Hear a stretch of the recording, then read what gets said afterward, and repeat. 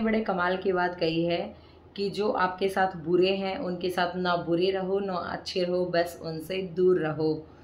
राधे राधे सभी को, जय श्री कृष्णा। मैं अंजू यादव आज आपको एक छोटी सी स्टोरी सुनाती हूँ। एक लालची आदमी होता है और वो किसी के बहकावे में आके बहुत लालच में आ जाता है। उसको कोई बहका देता है कि एक जादूगर है जो जंगल में रहता है और वो जादू अगर आप तुम सीख लेते हो, तुम जो चाहोगे वैसे जादू करके तुम जो चाहोगे वो चीज़ तुम्हें मिल जाएगी।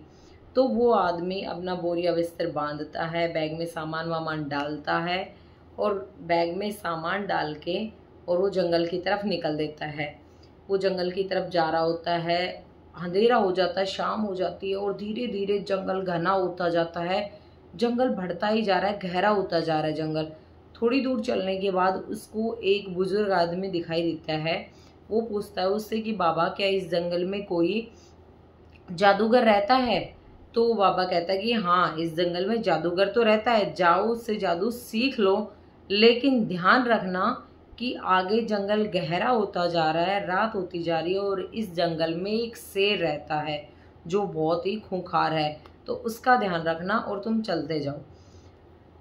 वो जो चालाक आदमी होता है वो वहाँ से निकल देता है, ठीक है, उससे पूछ के निकल रहा है, आगे चलता जाता है। अब वहाँ पे उसको एक आदमी दिखाई देता है, उनसे बोलता है कि जी मुझे यहाँ पे एक जादूगर को ढूंढ रहा हूँ, क्या उस जादूगर को आपने देखा है? वो कहता है कि हाँ मैं ही जादूगर हूँ, बताओ। वो कहता है कि मुझे जादू सीखना है।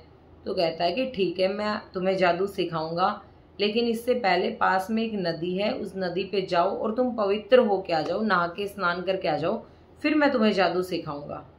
तो वह आदमी वहाँ से निकल जाता है, नदी के पास पहुँचता है और वहाँ पे अपना बैग रख देता है और नदी में नहाने के लिए चला जाता है। अब नहा के वापस आता है तो देखता है कि सामने से झाड़ियों में से शेर निकल रहा होता है। अब वो वहाँ से वो बैग उठाता है और वहाँ से भागता है बहुत बुरी तरह, और भागता भागता वह उस जादूगर के पास पहुँच जाता है और पीछे से शेर आ रहा होता है।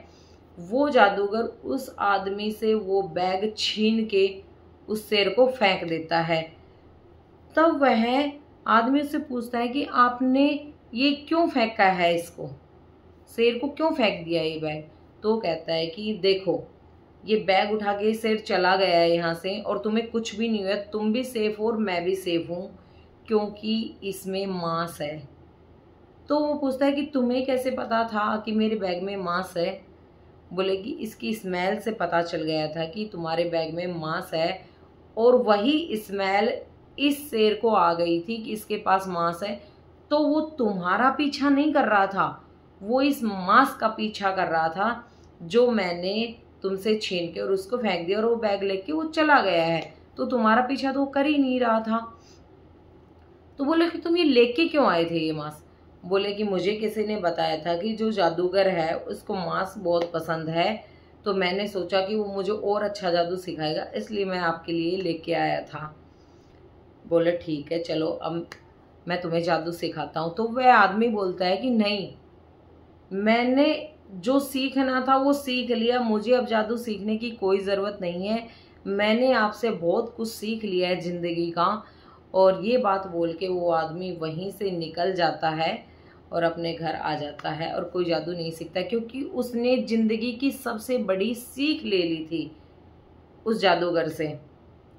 तो वो सीख क्या थी कि हम प्रॉब्लम्स के पीछे भागते रहते हैं और ये नहीं पता है कि समस्या का समाधान हमारे खुद के पास ही होता है।